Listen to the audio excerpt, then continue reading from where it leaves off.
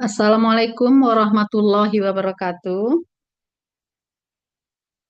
Waalaikumsalam. Sebelumnya mohon maaf acara kita agak tertunda beberapa waktu karena Bapak Sempurna Bahri menghadiri rapat.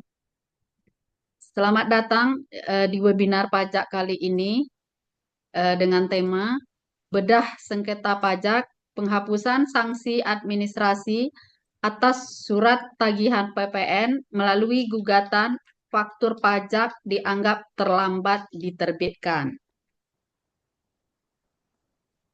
Saya Dewi Mareta, konsultan pajak di Pekanbaru, akan memandu jalannya webinar. Semoga webinar ini dapat memberikan informasi dan wawasan yang berharga bagi kita semua. Seperti biasa, narasumber kita adalah Bapak Sempurna Bahri, di bawah bendera Sempurna Strategic Consulting. Beliau selaku founder sangat concern terhadap masalah perpajakan dengan mengadakan seminar dan webinar hampir di seluruh provinsi di tanah air ini. Beliau selalu siap berbagi ilmu dengan kita semua. Mari kita mulai seminar ini dengan semangat positif dan rasa antusiasme yang tinggi. Silakan kepada Bapak Sempurna Bahri untuk memulai pemaparannya. Ya, Assalamualaikum warahmatullahi wabarakatuh. Selamat sore Bapak Ibu ya. Mohon maaf ya, harusnya jam 2. Tiba-tiba saya dikabarin tadi saya harus hadir di rapat Dewan Pengurus koordinasi dengan Dewan Pengawas IAPI terkait ada agenda besar IAPI, saya disuruh paparkan ya. Baiklah, jadi webinar ini memang saya adakan ya untuk memberikan apa ya, sharing lah ya, bukan mengajar gitu ya, sharing ya, karena banyak kasus-kasus di perpajakan. Jadi saya ambil datanya dari kasus-kasus yang ada di pengadilan pajak. Jadi kasus-kasus yang ada di pengadilan pajak itu kita cari itu bisa sampai 75.000 banyaknya ya. Jadi kalau dikurangi dengan bea cukai itu mungkin 70.000 banyaknya itu ya. Itu bisa, itu saya lagi cek satu-satu dan saya coba bicarakan karena putusan-putusan itu ya kalau kita tahu cara menghadapinya itu di tahap pemeriksaan aja bisa mentah itu ya di Kanwil, nggak perlu sampai ke pengadilan pajak karena sengketa itu kan dimulainya dari KPP ya. Kalau bisa kita mentahkan apalagi telah melihat putusan lain yang udah hadir di pengadilan pajak, harusnya berdasarkan itu cukup kuat ya untuk mementahkan koreksi SKP ataupun STP yang diterbitkan oleh fung, eh, KPP, nggak sampai ke harus pembatalan atau keberatan ya. Ini yang coba kita buka. Ini mungkin karena terlambat ya, biasanya peserta ini hampir 100 ini. Mungkin ada yang mundur-mundur. Baiklah, silakan dibuka aja Bapak Ibu. Ini sengketa adalah terkait ada penyerahan barang ya yang invoice-nya tidak sama dengan faktur pajak. Karena ini penyerahannya ke BUMN juga berdasarkan kontrak harus ada persetujuan dulu dari BUMN tersebut baru bisa diterbitkan faktur pajak. Jadi bukan karena kesalahan penjual. Ya, ini karena kondisi yang diterapkan berdasarkan kontrak oleh pembeli jasa. Next. Sekarang kita lihat view-nya seperti apa, perbedaan banding dengan gugatan. Banding harus dilakukan paling lambat 3 bulan setelah terbitnya keputusan keberatan dari Kanwil. Sedangkan gugatan terhadap pelaksanaan penagihan pajak, ini yang diatur di Undang-Undang Penagihan Pajak Surat dan Surat Paksa, adalah 14 hari. Misalnya, terbit surat paksa, terbit surat perintah melakukan penyitaan, terbit surat blokir rekening, terbit surat pencekalan ke luar negeri, itu bagian dari Undang-Undang PPSP. Terbit surat lelang, pengumuman lelang adalah 14 hari sejak tanggal pelaksanaan penagihan, sedangkan terhadap keputusan lain adalah 30 hari sejak tanggal diterima putusan digugat. Ini contohnya putusan terhadap pasal 36 KUP ya. Juga terkait pembetulan dan putusan-putusan lain. Contoh, Bapak Ibu minta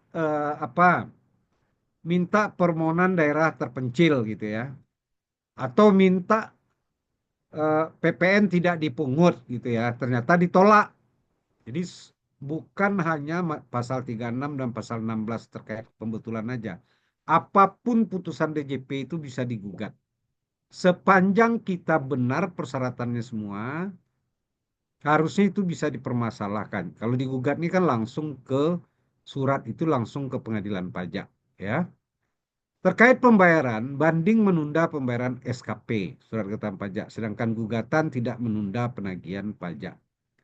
Terkait sanksi putusan, banding ada sanksi 60% dari putusan pengadilan pajak dikurangi dengan SKP yang belum dibayar. Kalau SKP semua udah dibayar, 60%-nya berarti kali nol ya, jadi tidak kena. Gugatan tidak ada sanksi, ya. Next. Nah, sekarang kita lihat view-nya seperti apa jumlah sengketa selama tahun 2024. Terkait permohonan keberatan, ini ada 14.972 permohonan keberatan. Dan ini berpotensi naik ke pengadilan pajak, ya. Kan dalam 12 bulan harus keluar putusan gitu ya. Kalau kita nggak setuju, naik ke pengadilan pajak. Ada permohonan non keberatan. Ini termasuk pasal 36, pasal 16 gitu ya. Ini jumlah totalnya setahun 381, hampir 400.000. Sedangkan SP2DK yang terbit untuk WP strategis, WP strategis ini di KPP Madya, KPP khusus, KPP LTO gitu ya. Dan di KPP Pratama, tetapi yang dipegang oleh Waskon 1, jumlahnya 85.120 ya, SP2DK.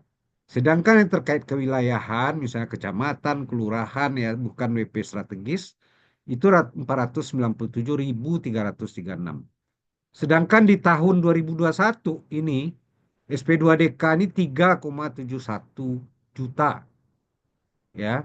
Jadi sekarang menurun tapi melihat target yang tidak tercapai kayaknya naik lagi nih SP2DK. Juga terkait pemeriksaan yang menerbitkan SKPKB kurang bayar tuh 23.363 dan untuk restitusi lebih bayar 14.933. Jadi ini setahun nih pemeriksaannya. 38.296 ini belum termasuk SKP nihil ya. Jadi jumlah SP2DK selama tahun 2024 582.000 dan pemeriksaan sebesar 38.296. Next. Nah, bagaimana putusan pengadilan pajak selama tahun 2024 yang ditangani oleh Direktorat Jenderal Pajak? Jumlah sengketa banding 11.477 tahun 2024 dan sengketa gugatan 2.500 dengan total yang terkait pajak adalah 13.977 atau sekitar 14.000. Tingkat kemenangan DJP dalam banding 35,95, gugatan 80,75. Jadi lebih banyak, tapi totalnya secara rata-rata kemenangan DJP itu adalah 48%. Artinya apa? Banyak produknya di tahap KPP itu sebetulnya masih mentah, akhirnya dimentahkan di pengadilan pajak. Next. Tempat sidang pengadilan pajak di mana? Ada di Jakarta. Kantor pengadilan pajak cuma ada di Jakarta, satu-satunya di Jalan Haimuruk nomor 7. Tapi ada sidang jauhnya di Yogyakarta dan Surabaya. Ya, jadi ini hakimnya dikirim ke sana, panitranya juga dikirim ke sana, kita juga sidang ke sana kalau sidang fisik ya. Next.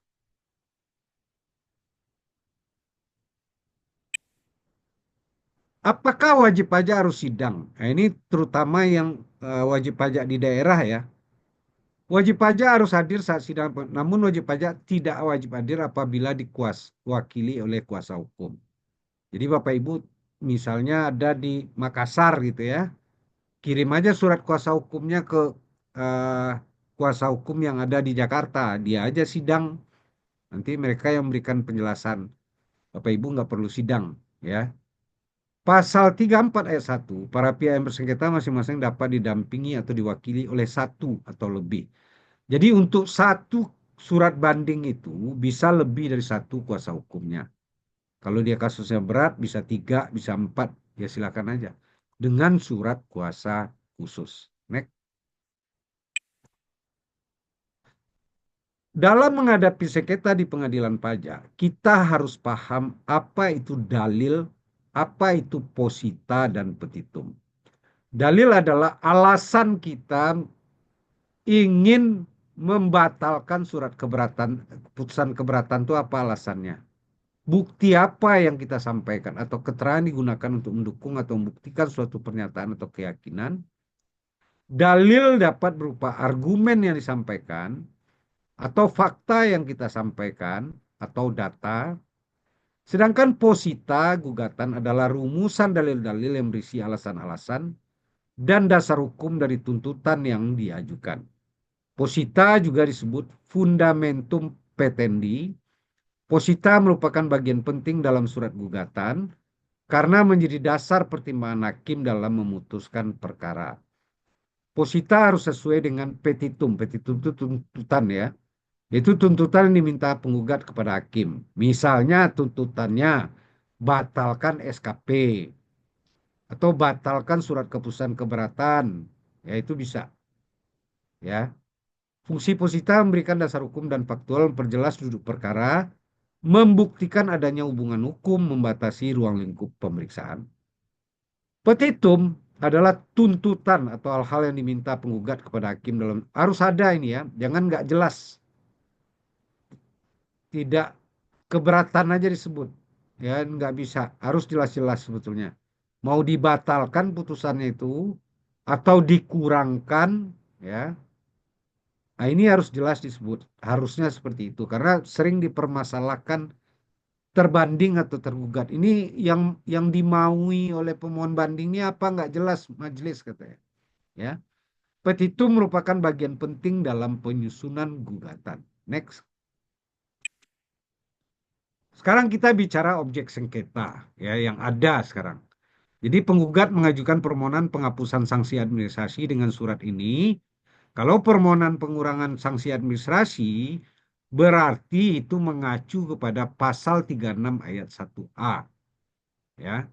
Karena ayat pasal 361A itu kan program PSA tuh, pengurangan sanksi administrasi. Jadi bukan pembatalan, ya. Pembatalan ini tidak termasuk pokok. Makanya ini denda pasal ini adalah 107 52375. Nah, ini ternyata diminta dikurangkan atau dihapus menjadi, akhirnya diputuskan ditolak, ya 107. Jadi STP-nya ini sebetulnya banyak, ya. 1 tahun ini hanya 1 bulan aja ini, ya. Next. Kalau 1 tahunnya kalau nggak salah sekitar 2,8 atau berapa. Jadi penggugat sampaikan kronologis penerbitan objek yang digugat adalah bahwa surat pemberitahuan hasil pemeriksaan dari Kepala Kanwil DJP Jateng 1 KPP Pratama Semarang Candisari nomor ini tanggal 8 Desember 2003 pada temuan pemeriksaan pajak tahun 2019 nomor PPN ini KUP dikenakan sanksi administrasi sebesar 889.706 ya. Tergugat memberikan sanksi dikarenakan tanggal penerbitan faktur pajak tidak sesuai atau berbeda dengan tanggal invoice. Bahwa surat sanggahan atau surat hasil tersebut pada poin di atas. 3. Bahwa risalah pembahasan dari Kepala Kanwil DJP Jateng atas surat di mana pemeriksa tergugat berkesimpulan bahwa STP PPN sebesar ini, ya, tetap dipertahankan pemeriksa dan tanggapan penggugat tidak setuju atas pendapat pemeriksa. Jadi jumlah 107 juta tadi itu hanya 1 bulan. Totalnya semua itu adalah 889 juta atau hampir 1 miliar. Next. Bahwa surat tagihan PPN masa pajak Juli, ya. Nah, ini yang masa pajak Juli aja ya 107 juta. 5.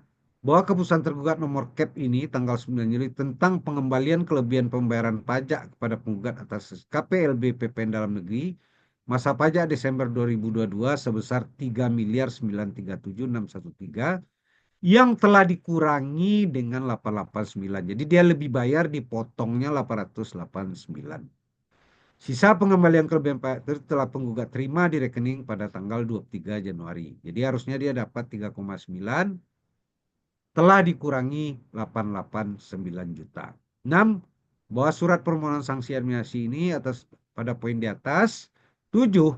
Bahwa keputusan yang diberikan oleh tergugat itu DJP dalam surat nomor ini, yang memutuskan menolak permohonan pengurangan atau penghapusan sanksi administrasi penggugat dalam suratnya nomor 051. Next.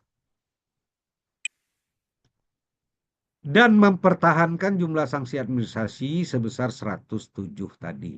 Next. Nah, bidang usaha penggugat ini apa?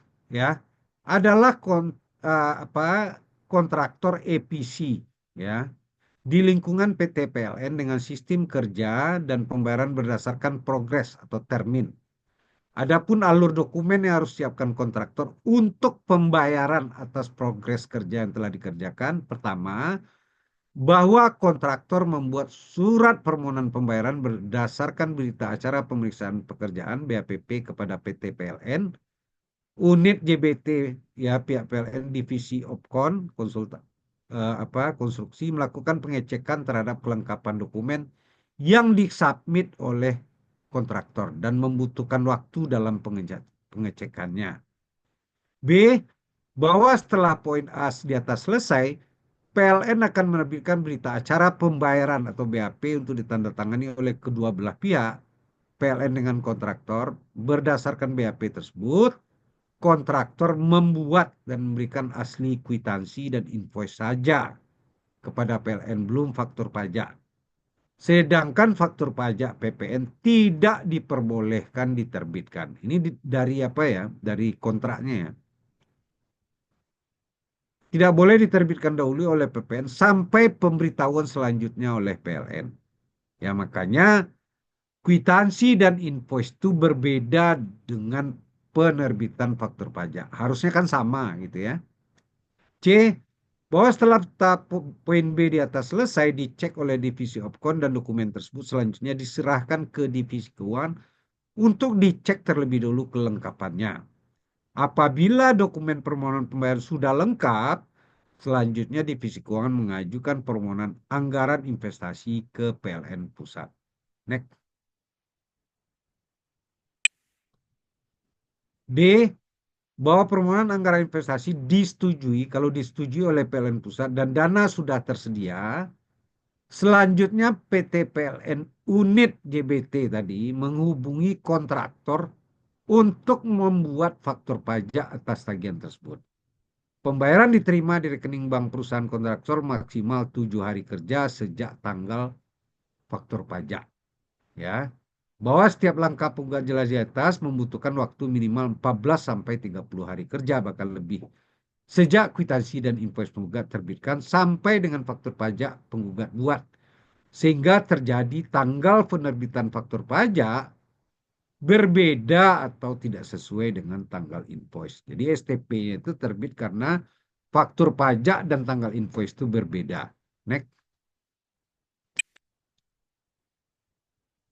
Bahwa yang menjadi alasan gugatan dalam permohonan ini sebagai dimaksud adalah penggugat atau wajib pajak dalam buat faktur pajak telah sesuai dengan UU nomor 6 tahun 2003 pasal 13 ayat 1 poin C, yaitu penggugat telah membuat faktur pajak pada saat penerimaan pembayaran termin pekerjaan.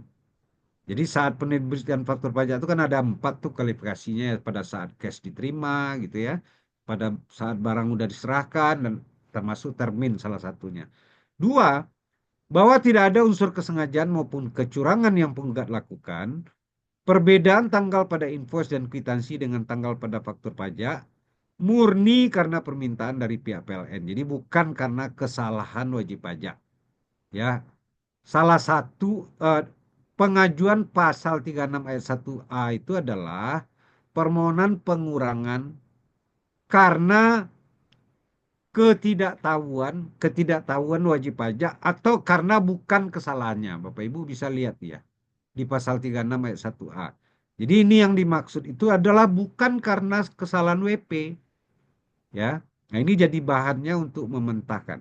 Ini terbukti di masa pajak 2018 di mana penggugat mengalami yang sama itu dikenakan denda berupa sanksi administrasi atas PPN dan dilakukan atas permintaan PLPL unit yang berbeda itu PT PLN, WIB, JBT, dan Sumbaksel. Tiga, bahwa tidak pula ada kerugian negara di dalam ini. Karena ketika faktor pajak penggugat buat terbitkan, maksimal 7 hari kerja pembayaran baru penggugat terima di rekening penggugat. Bukan pembayaran penggugat terima lebih dahulu. Jadi setelah terbit faktur pajak, baru dibayar 7 hari.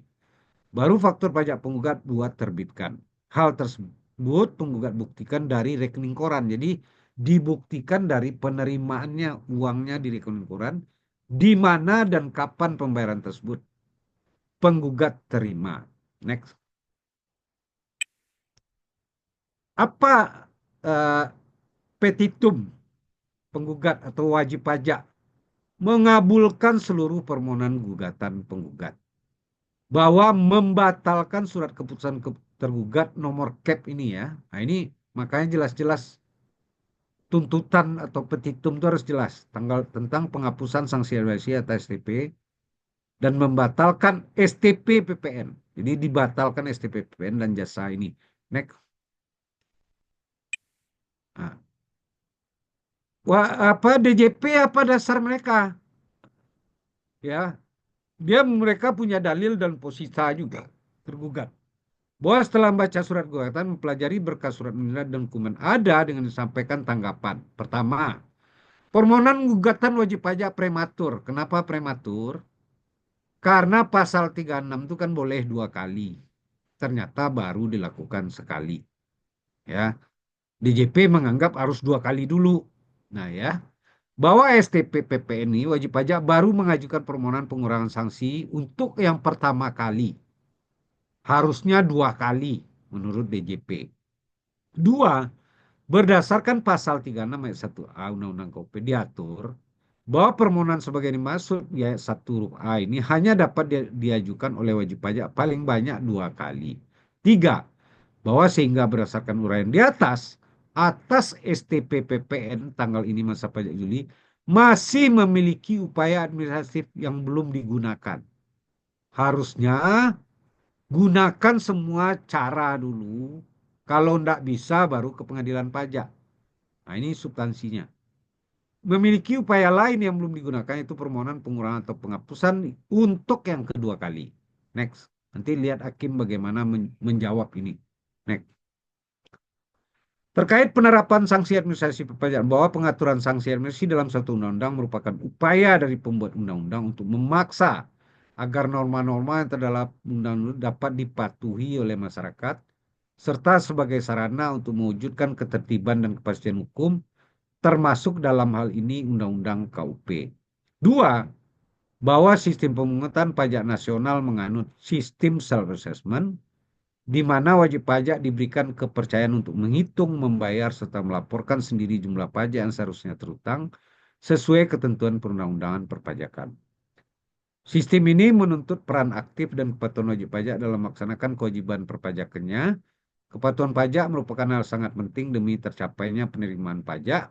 Tiga, bahwa sebagai sarana untuk mengawasi pelaksanaan self-assessment oleh wajib pajak, tergugat mempunyai kewenangan untuk menjalankan fungsi pengawasan yang meliputi kegiatan penelitian dan pemeriksaan di bidang perpajakan, di mana salah satu akibat dari kegiatan tersebut adalah dikenakan sanksi administrasi kepada wajib pajak.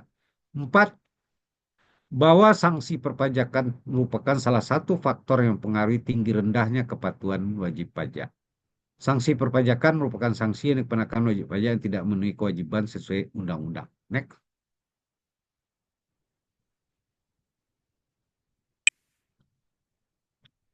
Next.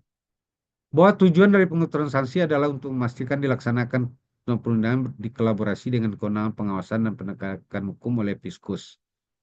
Ya.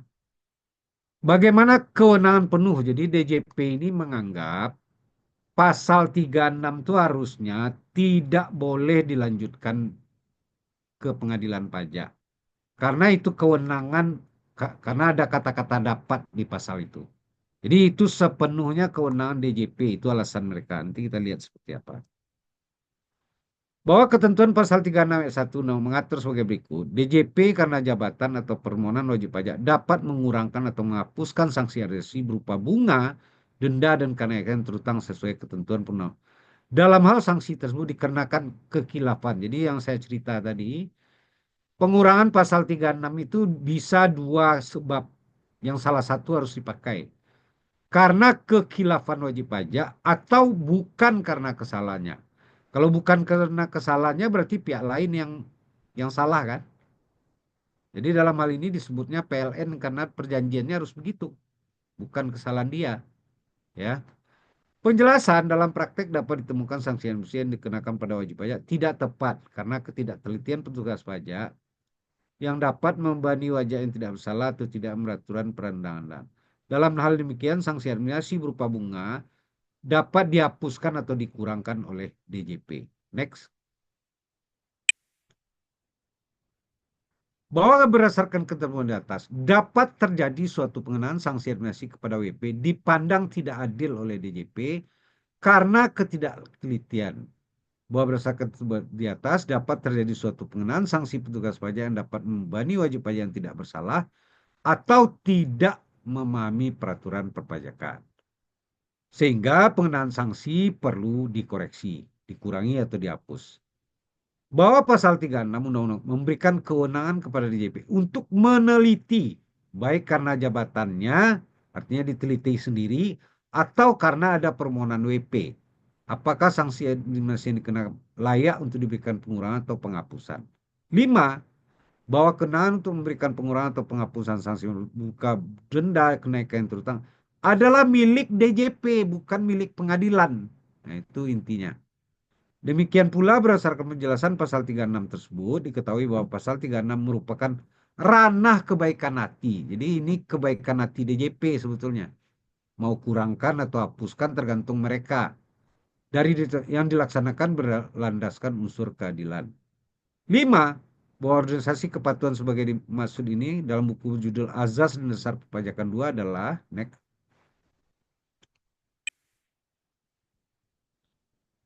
Ordonansi kepatutan sudah ada sejak zaman kolonial tahun 28. Ini dimaksudkan sebagai pelengkap saluran hukum untuk mencapai keadilan. Jika semua saluran hukum sudah digunakan, namun masih juga belum dapat dicapai keadilan, maka atas permohonan wajib pajak dapat diminta penerapan ordonansi kepatutan. Jadi jika dibandingkan dengan pengadilan, ordonansi kepatutan yang ada di tangan Presiden RI ini seolah-olah merupakan kasasi. Seperti yang dilakukan oleh Mahkamah Agung. Ordonansi kepatutan dalam pasal ini menunjuk sebagai pejabat yang berwenang memberikan pengembalian atau pembahasan pajak adalah Gubernur Jenderal.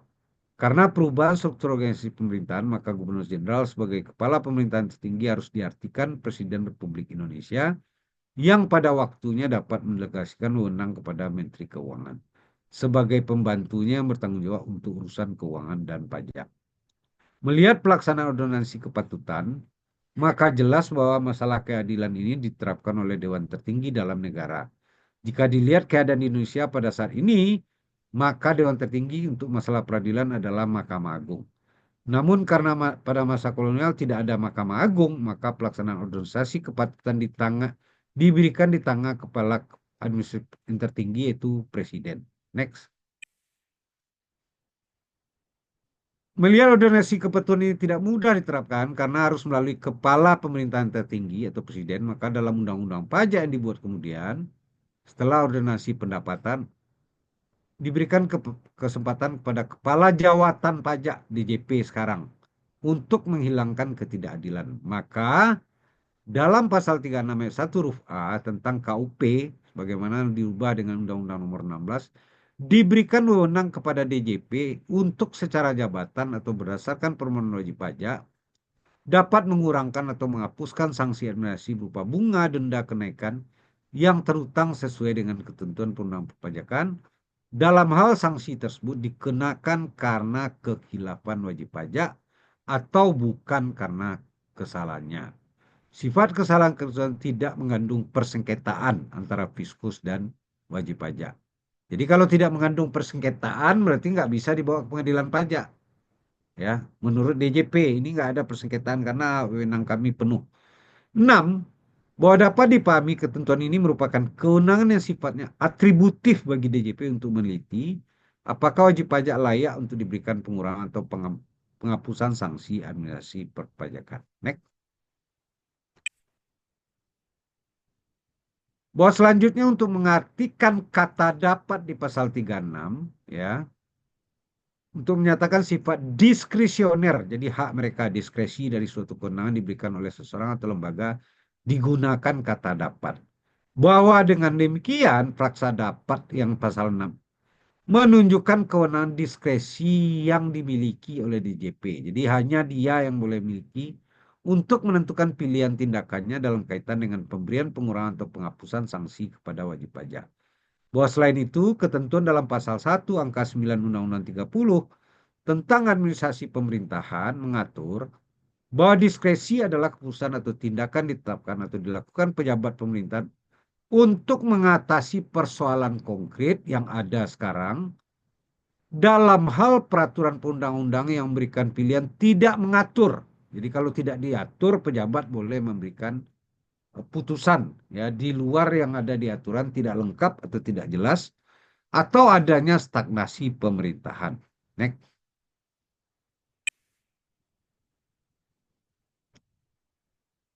Bahwa sehingga berdasarkan ketentuan di atas, DJP selaku pejabat memiliki kewenangan untuk memberikan pilihan tindakannya dalam memberikan atau tidak memberikan pengurangan. Boleh memberikan pengurangan atau tidak memberikan pengurangan atau penghapusan sanksi kepada wajib pajak. 10. Bahwa oleh karena itu, pemberian pengurangan atau penghapusan merupakan kewenangan penuh dari DJP. Jadi tidak berhak pengadilan pajak yang bersifat diskresioner dan tidak dapat dipermasalahkan keputusannya. Ya, next saja ya. Putusan Mahkamah Agung nggak usah nanti dibaca aja. Jadi contoh kan terjadi di sini. Sengketa asuransi Allianz dan Paula yang udah diputuskan, termasuk putusan pengadilan pajak dan jadi mereka tuh memberikan jurisprudensi di kasus ini nggak bisa hakimnya memutuskan. Jadi satu kasus itu karena majelisnya ada 40, itu bisa berbeda-beda putusannya. Kasus yang sama itu bisa berbeda-beda tergantung kuasa hukumnya menyampaikan seperti apa. Ini next saja, ini bisa dibaca. Tergugat akan mengambil dalil mengenai sengketa perhitungan bagian di bawah. Next, next, next. Ini teori-teori ini nggak usah ya. Ini baca aja. Kita poin-poin pentingnya ya. Next, di atas yang tadi coba. Nah, jadi ini yang dipakainya ya. Pasal 13 ayat 1A saat penerimaan pembayaran termin dalam hal penyerahan sebagian tahap pekerjaan. Jadi bukan pasal yang di atas ini. Yang AB faktor pajak dibuat yang dipakainya saat penerimaan pembayaran termin dalam hal penyerahan sebagian tahap pekerjaan. Next. Next aja. Ini apanya dasar-dasar putusan ya. Next saja. Next aja. Jadi berdasarkan pengujian terhadap ya enggak sebelum ini. Berdasarkan pengujian terhadap bukti terkait penyerahan jasa kena pajak berupa invoice dan faktur pajak untuk masa Juli, terdapat penyerahan jasa kena pajak dengan dasar pengenyahan 10 miliar 752, berarti 1%-nya adalah 107, gitu ya. Bahwa keadaan tertentu dalam proses bisnis dengan lawan transaksi seharusnya tidak menyebabkan pengusaha kena pajak melanggar ketentuan dalam penerbitan faktur pajak sebagaimana telah diuraikan di atas. Next. Apa tuntutan DJP atau tergugat?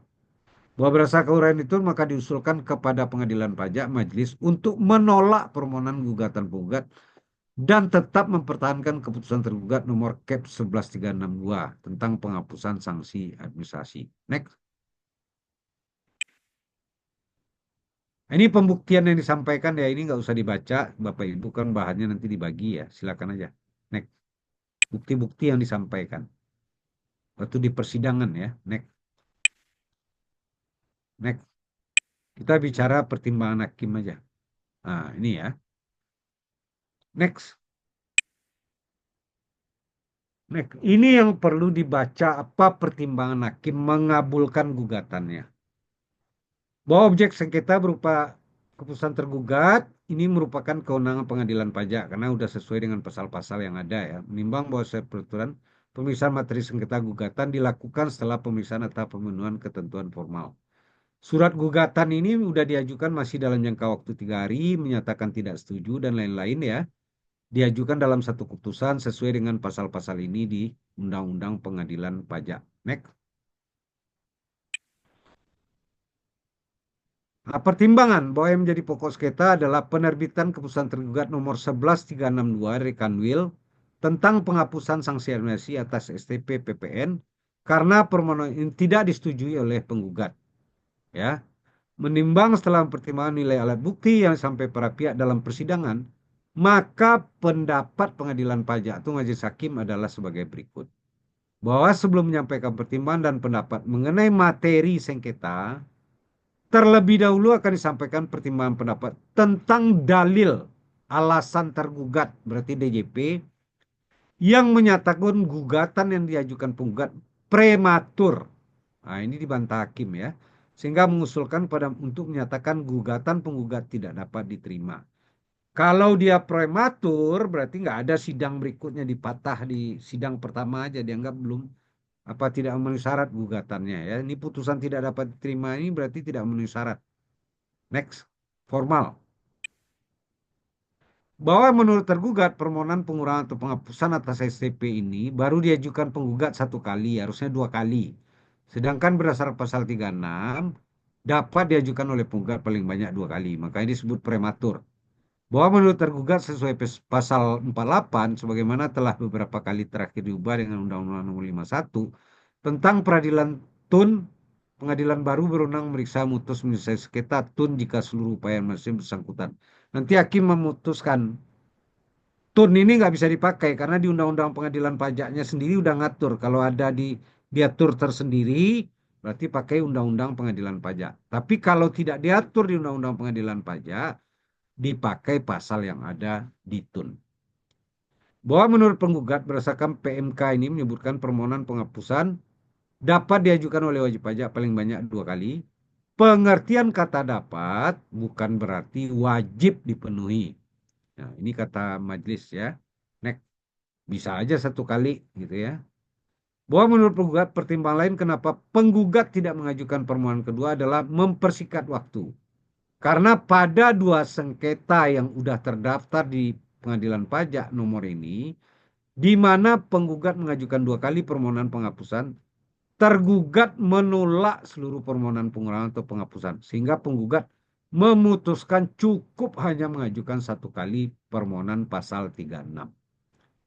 Bahwa pasal 2 Undang-Undang Pengadilan Pajak adalah badan peradilan melaksanakan kekuasaan kehakiman bagi wajib pajak yang mencari keadilan terhadap sengketa pajak. Bahwa pasal 31 ayat 1 Undang-Undang menentukan pengadilan pajak mempunyai tugas dan wewenang memeriksa dan memutus sengketa pajak. Next. Bahwa pasal 31 Undang-Undang Pengadilan menentukan pengadilan pajak dalam memeriksa dan memutus sengketa atas pelaksanaan penagihan atau keputusan pembetulan atau keputusan lainnya sesuai pasal 23 Undang-Undang KUP juga tentang penetapan PP pengganti cipta kerja menjadi undang-undang dan peraturan perpajakan berlaku. Bahwa pasal 23 ayat 2C Undang-Undang KUP mengatur gugatan wajib pajak terhadap putusan yang berkaitan dengan pelaksanaan keputusan selain ditetapkan pasal 25, 26 hanya dapat diajukan ke Badan Peradilan Pajak. Bahwa dari ketentuan tersebut di atas disimpulkan pengadilan pajak memiliki kewenangan memeriksa dan memutus sengketa pajak melalui lembaga namanya gugatan. Bahwa yang menjadi objek gugatan telah diatur di pasal 31 ayat 3 Undang-Undang Pengadilan Pajak, Jungto pasal 23 KUP. Karena itu, apabila suatu keputusan telah memenuhi persyaratan sebagai objek gugatan, sebagai yang diajukan oleh penggugat aku yang di atas, maka pengadilan pajak berwenang memeriksa dan memutus gugatan tersebut. Next.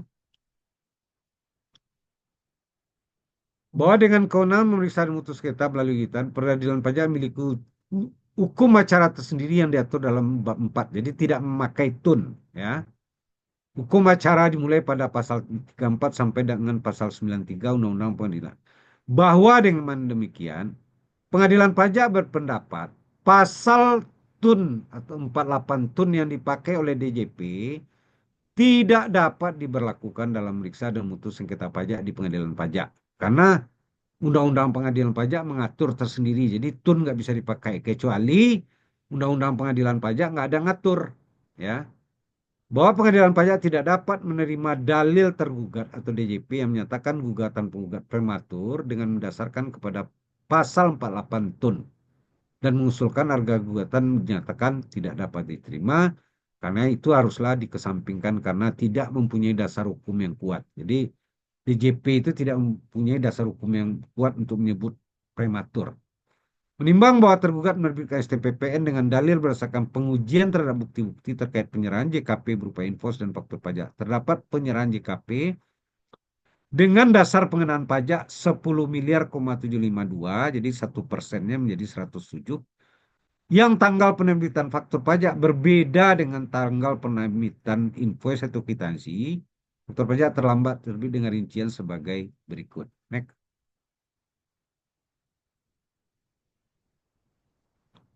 Ya, ini ya. Oh, ini lanjut aja. Ini pasalnya ini dia 1% kali 10 miliar ya. 0,7. Jadi angka 107 ini dapatnya dari sini.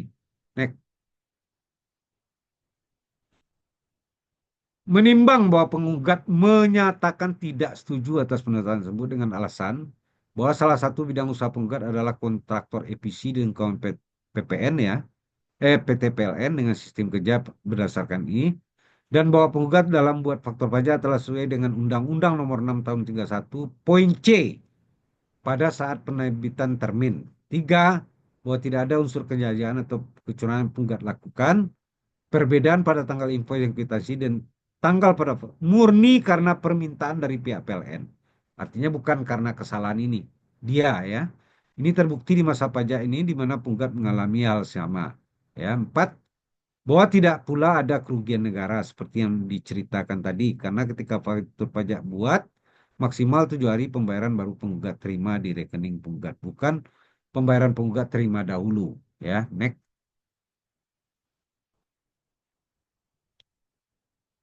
Menimbang bahwa berdasarkan alasan para pihak yang menjadi pokok masalah dalam sengketa pajak adalah apakah dalam penyerahan BKP terdapat terlambatan pembuatan faktur pajak yang dikenakan sanksi administrasi berupa denda sesuai pasal 14. Bahwa dengan demikian sengketa gugatan ini merupakan sengketa yang bersifat pembuktian dan yuridis. Jadi buktikan dengan rekening koran, faktur pajak, tanggal terima uang. Menimbang bahwa perkulat dalam persidangan penggugat menyampaikan bukti faktur pajak, invoice, kwitansi, rekening keuangan, dan surat perjanjian kontrak. Ini yang paling penting nih. Jadi next.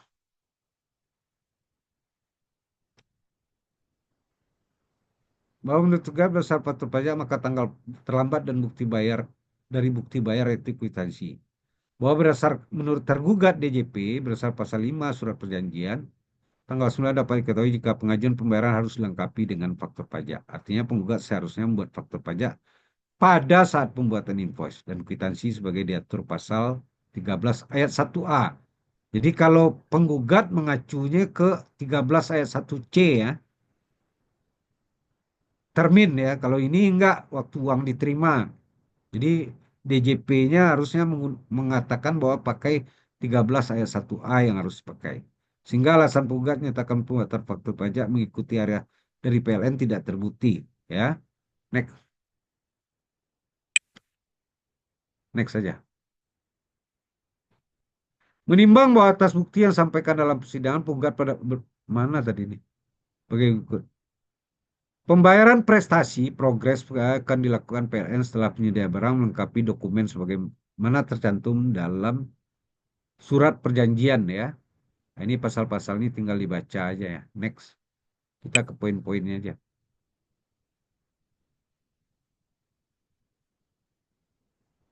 Next saja. Next. Nah, ini dia ya. Bahwa penggugat melakukan penyerahan BKP kepada maka walaupun penggugat selaku pihak menyerahkan BKP berkewajiban buat faktur pajak, namun kewajiban pemungutan dan penyetoran PPN ke kas negara dilakukan oleh PPN sebagai pemungut. Ya, jadi dia tidak PPN-nya nggak diberikan.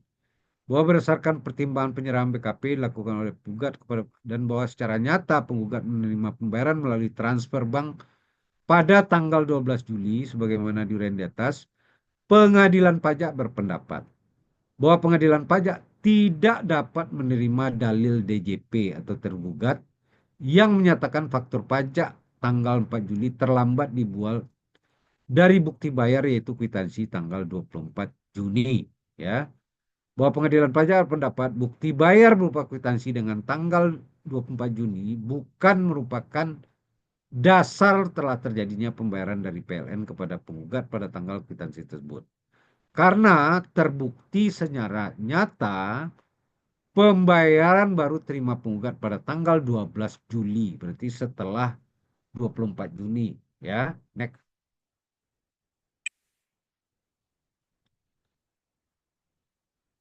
Bahwa pengadilan pajak berkesimpulan dalam penyerahan BKP yang terkait dengan objek sengketa di atas tidak terdapat keterlambatan pembuatan faktur pajak sebagaimana dimaksud 13.1a sehingga tidak seharusnya dikenakan sanksi administrasi berupa denda. Jadi 13 ayat 1a yang dipakai DJP itu tidak tepat karena case-nya juga di belakang, ya. Bahwa pengadilan pajak berpendapat terdapat alasan hukum yang cukup untuk mengabulkan seluruhnya gugatan penggugat. Bahwa pengadilan pajak telah mempertimbangkan seluruh alat bukti dan dalil yang sampai para pihak, namun untuk mengambil putusan hanya menguraikan alat bukti dan dalil yang relevan dengan perkara ini. Next. Nah, bahwa menimbang hasil pemeriksaan dalam persidangan untuk menggunakan kuasa pasal 40, jadi menurut tergugat kan harusnya kena 107, 523. Ini menurut hakim tidak dapat dipertahankan. Jadi menurut pengadilan pajak harusnya 0. Next.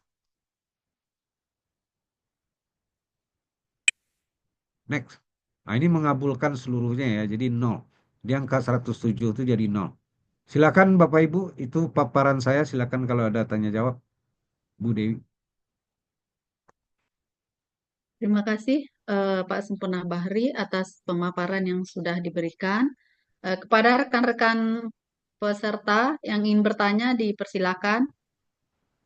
Bisa ditulis juga mungkin atau raise hand.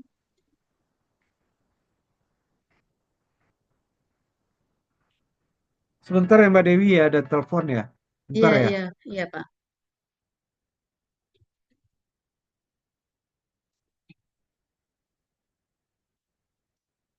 Ada yang ingin bertanya tentang eh, keterlambatan atau keterlambatan atau mungkin seputaran faktur pajak lah ya, keterlambatan atau tidak diterbitkannya faktur. Izin bertanya, Bu. Oh ya, ini atau kita tunggu Pak Sempurna ya, Ibu Nila ya, karena kan Pak Sempurna lagi angkat telepon atau ditulis juga bisa mungkin. Iya, Bu, Atau kita langsung tunggu aja, Bapak ditunggu aja. aja sebentar ya Mbak ya, ditunggu aja sebentar. Baik, Bu.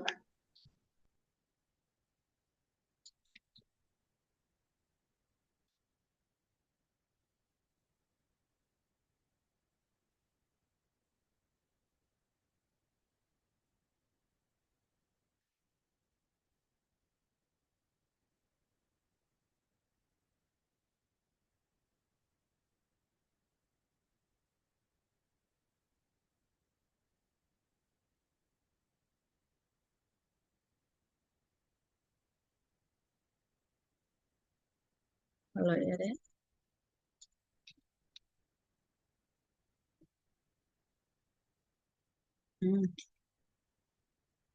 Hmm, setengah jam lagi ya.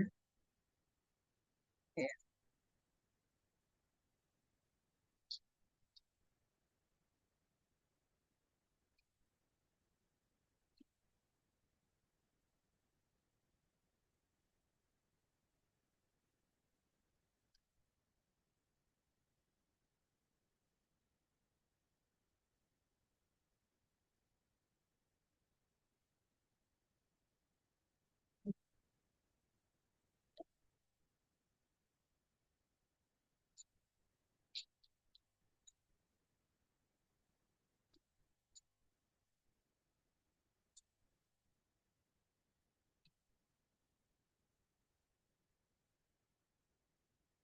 Pertanyaannya bisa juga ditulis dulu ya, eh, rekan-rekan. Ada pertanyaan? Iya, iya. Ada pertanyaan Pak Sempurna. Silakan Mbak, Dalam bicara aja. Mbak Nila. Baik, Di- baik Dibuka Bu. aja apanya. Ya, Bu. Terima kasih Pak atas waktunya. Izin tanya Ya. ya Pak. Silakan Eh, Mbak Nila. Dari mana, Mbak? saya dari Padang Pak, dari Raja Wali Fit Center Pak. Orang Halo? awak. Iya Orang Pak, awak. dari kurang awak Pak, dari Padang Pak. Izin tanya ya Pak. Ya, silakan Bu Nila. Ah, Nah, jadi kemarin kita dapat SP2DK Pak dari Hmm. AR tahun 2022. Ya, Nah, kasusnya itu adanya temuan selisih SPT PPN dengan SPT badan yang tidak sinkron, Pak. ya. Heeh. Di sana ada selisih sekitar 52 miliar. Nah, kalau kita runut ke ini, ke pengenaan denda, itu kan 14 ayat 4 ya Pak ya, yang 1% Ya, tidak memberikan faktur pajak. ya. Nah, karena ini ranah SP2DK itu kan belum pemeriksaan ya Pak ya. Jadi Belum. tidak Jadi ada, masih heeh. ada pembetulan, Mbak. Iya Pak, cuman kan ini udah lewat Pak, tidak bisa lagi kita terbitkan faktur pajak di tahun Ya, 2022 ya Pak. ya, Nah, ini kan karena SP2DK tidak ada produk hukumnya Pak. Nah, jadi ya, kemarin AR tuh ngancam kayak gini, kita bayar secara sukarela sebanyak 1% itu atau 520 juta karena tidak menunjukkan Mhm. faktur pajak, atau diusulkan ke pemeriksaan. Nah, kita kemarin agak bingung juga nih Pak, kalau kita dipilih pemeriksaan pasti agak ribet ya Pak ya, akan dirunut seluruhnya, diperiksa seluruhnya. Ya, Kalaupun kita ambil yang 14 ayat 4, kalau keterangan dari AR kan nggak ada ini ya Pak produk hukumnya. ya. Jadi AR ini memberi apa saran itu kita tambahkan omsetnya secara cuma-cuma gitu loh Pak. Untuk dianggap kita terhutang PPN gitu Pak. Sebanyak 520 juta. Itu gimana itu Pak menurut Bapak Pak? Ya nggak Kita harus bisa ya. hukum. Jadi Heeh. SPT itu kan disampaikan yang sebenarnya. Kalau Iya, ditambah-tambah aja untuk target nggak boleh, Mbak. Kalau iya, kita bayar pasal apa? Pasal 14 itu kan berarti harus terbit STP-nya. Kalau nggak dasarnya apa? iya Pak. Jadi dilihat aja Mbak apa itu ya. Coba Iya. lihat di PPA Badan tuh coba di matchingkan dengan PPN itu. Angka Iya yang Pak. mana yang berbeda? Bisa aja beda Eh, waktu atau apa gitu loh. ini Pak, ada yang omset yang belum kita laporkan di SPT PPN Pak, sebanyak 52 miliar.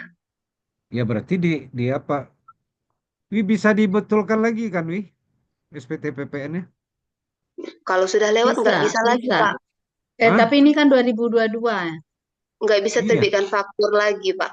Terbit fakturnya, faktur Enggak. nggak bisa lagi. Ya kalau mau diapain digunggung aja seolah-olah kan. Kan enggak Cuma pakai kalau faktur ya. kalau digunggung kan itu untuk barang yang terhutang pajak. Kalau Mbak Nila, kebetulan beliau bertanya juga ke Pakan ya. saya. Karena ini Oh, ini barang, bukan objek apa. ya barang PPN, tapi kan barang Dibebaskan. strategis, barang strategis. Ya, itu Ah, kan dilaporkan aja kan.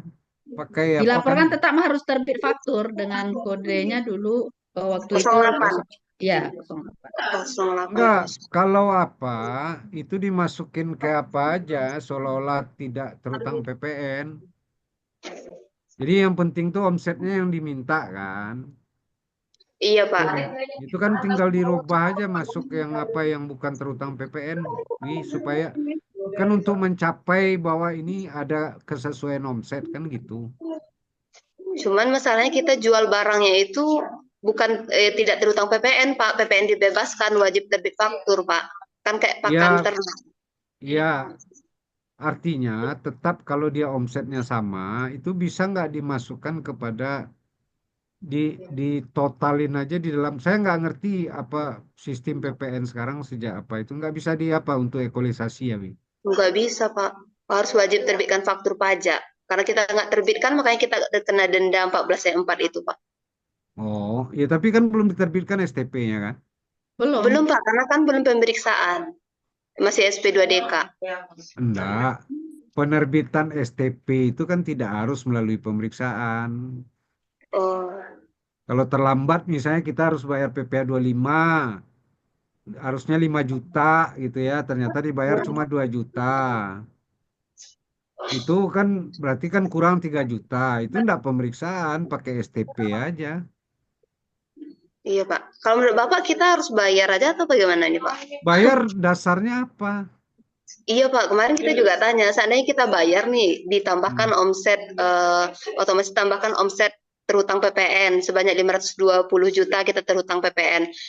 Ada jaminan nggak kita nggak diperiksa? Mereka nggak bisa jamin juga Pak, karena kan pemeriksaan bisa dari Kanwil dan dari pusat gitu loh. Ya itu kalau klien Dewi temui aja kepala KPP-nya selesai itu mah. Ya suruh terbitin aja STP untuk itu. Kalau memang mau dibayar, terbitin aja STP untuk itu. Kalau memang Oh, mau bayar ya, oh, bayar harus aja. ada STP ya Pak ya? Ya tidak harus pemeriksaan ya itu mah. Oh, gitu. Itu STP kan. STP itu kan tidak harus melalui pemeriksaan. Yang melalui pemeriksaan itu kan SKP. Iya, iya, ini Ya, STP. ya makanya lihat apa itu. STP itu kan ada di pasal 14 KUP. Iya Pak. Ah, lihat di sana poinnya di Cuman mana. bingung juga kenapa si AR ini tidak menerbitkan STP. Dia justru menyuruh omset dinaikkan sebesar Oh itu nilai. jangan, itu enggak boleh. Ya itu yang bingung juga Hmm, kemarin. ya, Oh, ya, berarti enggak minta maka, terbitkan STP aja ya Pak ya? ya minta terbitkan STP. Kalau mau temuin aja. Kami ada masalah ini enggak ada apanya. Ketemu aja kepala kantornya atau kepala seksinya. Terbitin aja Oh, STP. Jangan omset. Omset itu seolah-olah merekayasa jadinya. Iya, Enggak bisa itu. oh, baik Pak. Ya, itu jawaban saya ya. Ya Pak. Pak, boleh nanya satu lagi Pak? Satu lagi Pak. Silakan, silakan, Mbak. Yang kedua, ini di tahun 2019 kan kita belum PKP nih Pak. Ya, Nah, tapi omset kita sudah di atas 4,8 miliar Pak. Kan ya. kalau omset di atas 4,8 kan wajib diberikan faktur ya Pak. Nah, atas transaksi itu kita dikenakan juga 14 ayat 4 ini Pak. Kalau kita ajukan penghapusan atau pengurangan sanksi atas denda tersebut, kira-kira bisa menang nggak ya Pak? Tunggu sebentar dulu. Sekarang udah PKP atau belum? Belum PKP di waktu itu Pak. Di tahun itu belum Enggak, PKP. sekarang belum PKP. Sekarang Sekarang sudah di tahun 2019 belum. itu bisa dibatalkan. Gimana menerbitkan apa? Iya. Jadi sepanjang kita permohonan PKP itu dari kita, dia tidak bisa narik ke belakang. Kecuali Oh, kalau PKP-nya secara jabatan. Nah, bisa ditariknya ke belakang 5 tahun. Jelas kita ya? sekarang udah PKP Pak. Ya, PKP-nya kan sejak kapan? Kita PKP-nya tahun 2020. Ya Kasus berarti ini 2019 Pak. berarti Pemeriksaan 2019. 2019-nya minta batalkan aja kalau diterbitkan nanti. Kita belum PKP gimana nagih PPN-nya? Sekarang Ke udah terbit produk hukumnya Pak. 14 apa ayat itu? 4 itu. Yang terkait 19, 1%. 2019. Iya, iya Pak, udah terbit ya Ya, Pak karena minta tidak memberikan faktur batalkan lagi. aja, Wi. STP tidak iya. benar, Wi. Pasal 361C. Iya, Iya, kita batalkan aja kalau dia bekeras nanti sampai pengadilan menang tuh iya. mah. Gitu aja nanti Mbak Nila. Pak kita ini kan pasal 361C kalau dia suruh bayar juga. Ya kalau STP udah terbit berarti harus bayar kan. Iya Pak. Ya masukin aja pembatalan ke apa, Wi, ke pasal 36 ayat 1 C, Wi. Dengan alasan itu kita belum PKP. Kira-kira bisa menang nggak Pak? Menang, kalau menurut saya menang tuh. Oh, baik Pak. Kecuali dia menerbitkan secara jabatan PKP-nya ya. Kalau PKP secara jabatan, nah itu bisa ditariknya ke 5 tahun ke belakang. Semenjak kapan kita harus PKP? Oh, Nah, kalau kita mengajukan sendiri, itu nggak bisa ditarik ke belakang. Sering kok saya menang kasus gitu mah. oh bisa ya Pak ya? Bisa, bisa. Baik Pak, makasih ya Pak. Ya, Ada lagi yang mau bertanya? Ini mumpung sore-sore mengisi waktu sore, kebetulan di Pekanbaru lagi hujan lebat, jadi saya mungkin ngomongnya agak sedikit. Ada lagi nih Bapak Ibu peserta yang mau bertanya. Kayaknya ada Bu Nurlena dari Jambi, Bu. Bos Jambi, saya udah lihat tuh mana suruh ngomong dia. Iya, Bu Lena. Len,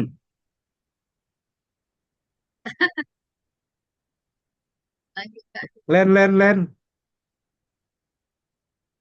Ini adik kelas saya tapi lebih pintar dari saya. Mana dia orang ini? Jangan-jangan nggak nongol dia di acara. Tanya aja yang lain, kalau enggak mungkin di Ada minggu lagi yang depan lain? aja.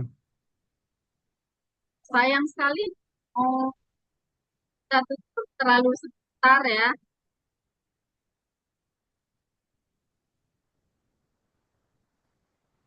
Yang baru dan biar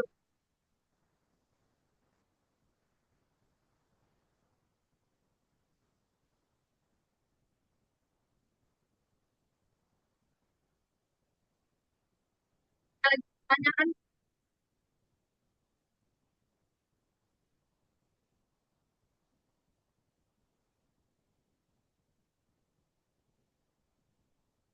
Kalau nggak ada, closing aja. Pertemuan berikutnya Kalau kan Mas ya. ada,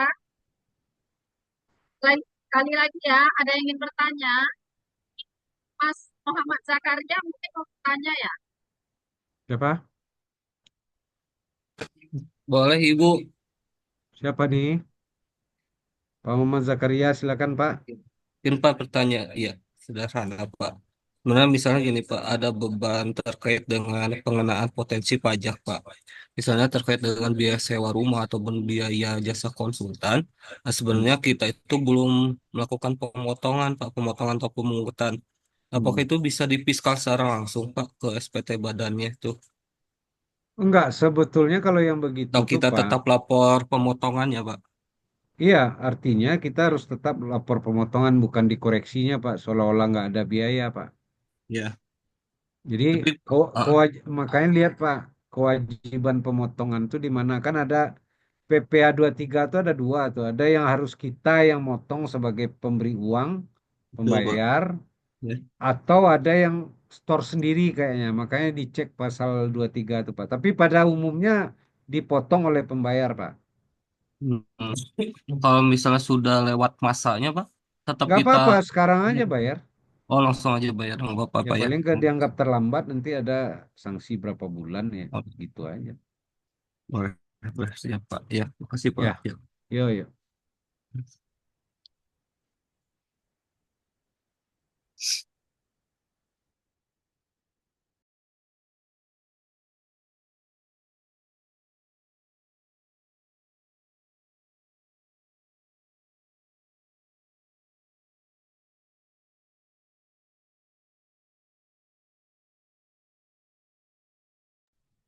Ada lagi Bu Dewi? Halo, Bu Dewi mana? Pak Suati Iya, Nikar Bu. mau bertanya ya. Siapa? Siapa? Pak, Silakan. Suara Bu Dewi agak kecil karena hujan kali ya. Suara Bu Dewi agak kecil karena hujan kali ya. iya karena lagi hujan tepat nih. Siapa yang ada yang ingin bertanya? Silakan resen aja. Suara saya jelas nggak? Jelas, Pak. Oh ya udah.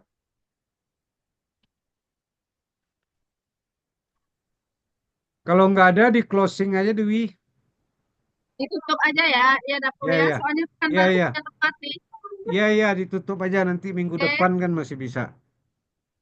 Sambil demikianlah foto setelah acara ini. Sambil dokumentasi nanti ya tur si ya. Asri. Eh, demikianlah acara webinar kita sore ini. Ya, ada manfaatnya setelah kita dengarkan paparan dari dan sampai jumpa lagi dengan webinar sebenarnya strategi strateginya. Kata wabillahi taufiq saya. Wassalamualaikum warahmatullahi Ya, minta aja apa kalau dokumentasi Asri. Halo, Bapak Ibu, boleh dibuka kamera semuanya ya, karena mau difoto. Baik. Ini sudah semuanya ya? Oh ya udah. Baiklah Bapak Ibu, sampai ketemu minggu depan masih ada apa webinar nanti kita kirim undangannya. Terima kasih. Wabillahi taufiq wal hidayah. Assalamualaikum warahmatullahi wabarakatuh. Nah.